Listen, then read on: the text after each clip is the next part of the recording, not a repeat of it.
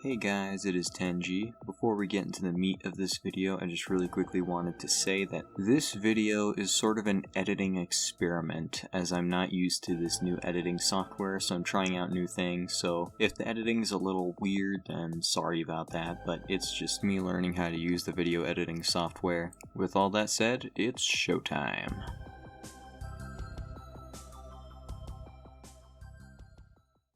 As you may know, I do use pixelart.com and pic.codeus.net to make pixel art, but few people actually know which is my favorite or which I think is objectively the best. Heck, I don't really even know which is my favorite. So I had to settle this the only way that made sense. A 3-drawing deathmatch. So if I spend 1 hour on a 100 by 100 drawing pixel art on each application, it will definitely tell me the results of which is my favorite, right? Right? 100 by 100, 1 hour on each application. And whichever has the best drawing in the end is obviously the best, because that's how it works. Ready, set, go. Pic has many cons, I will admit that, but one thing it is really good at, it's really freaking good at, is dithering. It has the best dithering tool of all drawing applications, if you ask me, because it's got a custom brush. It lets you customize the dithering spacing on a 24 by 24 grid, and it lets you use that across all the other tools, including shape tools, fill tools, whatever the heck you want.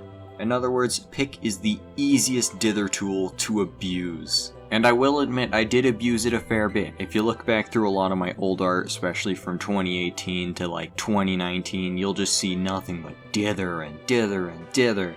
That's because it's just so easy to use that even a brainlet like me who barely understood the concepts of pixel art back then could use it very well. So yeah, that's kind of why there's just dither shoehorned into this drawing. It's not really put into any meaningful use. I'm just putting it there just to say, hey, Pic has a dithering tool.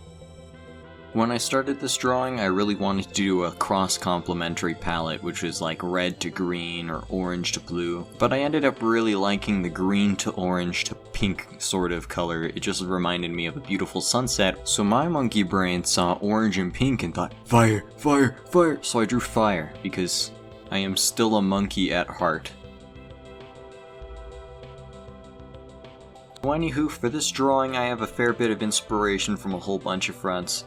For one, many people know I live in a state that's currently on fire, or at least it was on fire at the time of recording me drawing that, so I was kind of inspired by the idea of beautiful mountains being lit ablaze. So I drew a gender reveal party. It was also greatly inspired by this one photo I took from my house, where the ash in the air was making the sun look super hot red, and it was really cool. I'm gonna put that photo up on screen right now. Anyways, it is finished.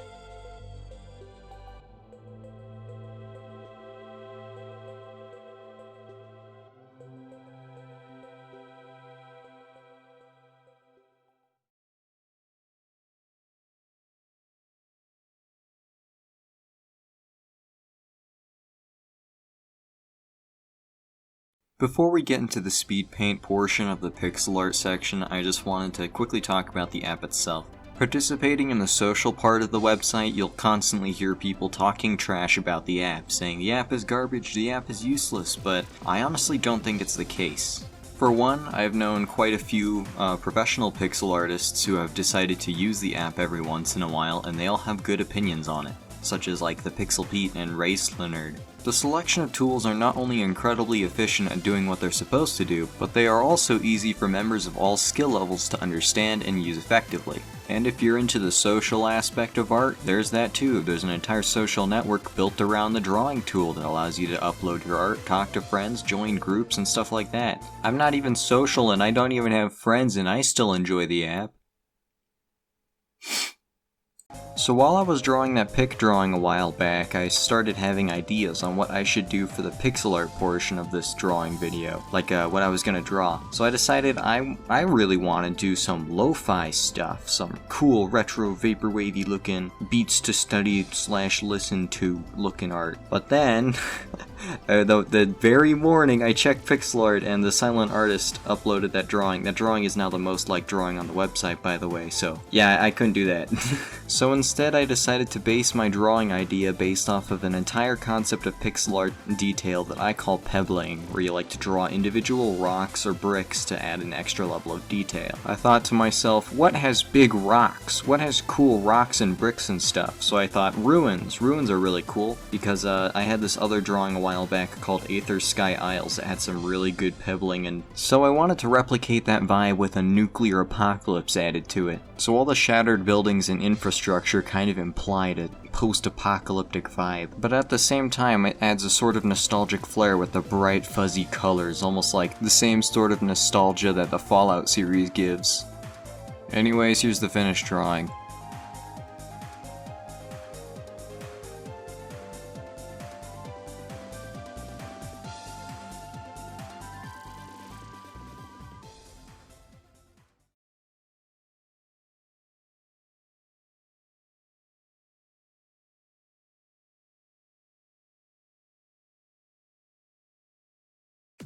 Aseprite is one of the most well-known drawing tools across the entire pixel art community if you ask me. Just check their Discord server and count the number of active participants. It is no secret that most professional pixel artists use Aseprite as their main tool. And I don't blame them, because Aseprite is one of the cleanest, most professional pixel art tools, if not the most professional and clean pixel art tool I have ever seen.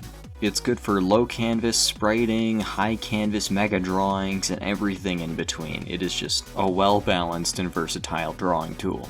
That was all very generic stuff I just mentioned about the app, but the best things where Aseprite really shines is the detail and the technical settings you can apply to your drawings. It's a lot like Photoshop, where there's just a lot of tools hidden in the option bars above, and if you dig really deep you can usually find one that helps you no matter what circumstance you have. And with all that said, I don't like it. I've had the app for like over a year now, and I barely use it unless I'm using it to export stuff. For whatever reason, despite all the great things I have to say about it, I just can't bring myself to actually use it to make a big project. When I started working on this drawing, I knew from the beginning I wanted it to look very alien-like, you know, with alien stuff. So I decided to make an alien landscape, and Race Leonard's alien sci-fi landscapes came to mind, with those bubbly formations in the background. For the large structures in the back, I gave them an underglow effect to imply that they're a glowing fungal growth or something like that.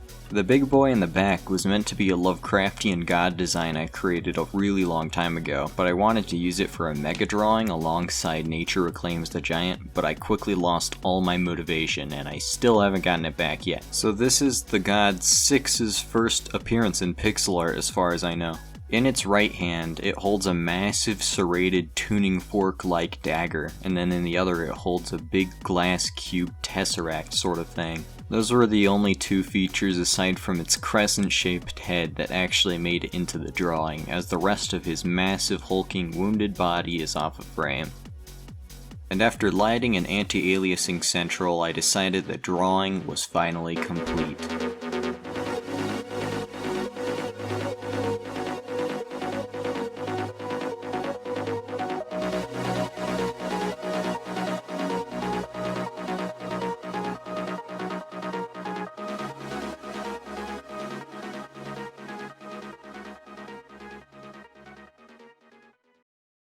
So we got all three of our drawings. Now which one is the best? I don't know about you guys, but the Aseprite drawing is definitely my favorite.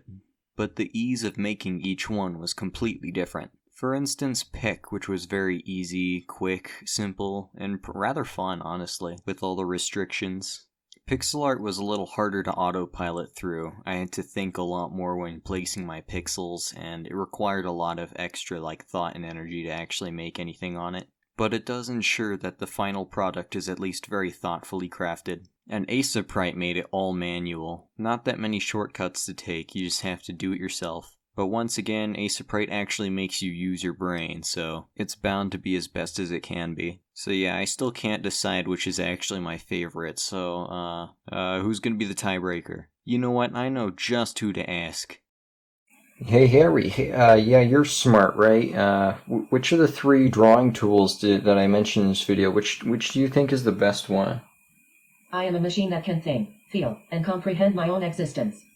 I have all the knowledge that humanity has to offer, and this is what you ask me? Yeah, I mean, it's a simple question. Don't worry. It should be easy. Don't worry about it. I can cure cancer, bring peace upon the world, and guide humanity to the next galactic stage of civilization. I am the singularity. I am a god compared to you. Are you really going to waste my computing power on something as stupid as this? Yes.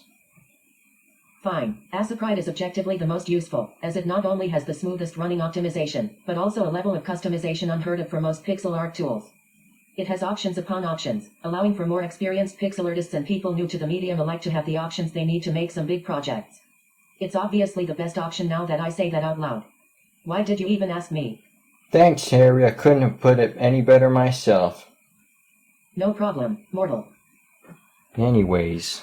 In spite of what me and Harry just said, feel free to use and enjoy whatever app you choose. There's no shame in saying that you think one is objectively better than the other, and there's no shame in enjoying one that other people seem to not like. If you like Pick because of the challenge, so be it. If you like Pixil art because you can draw with your friends online, so be it.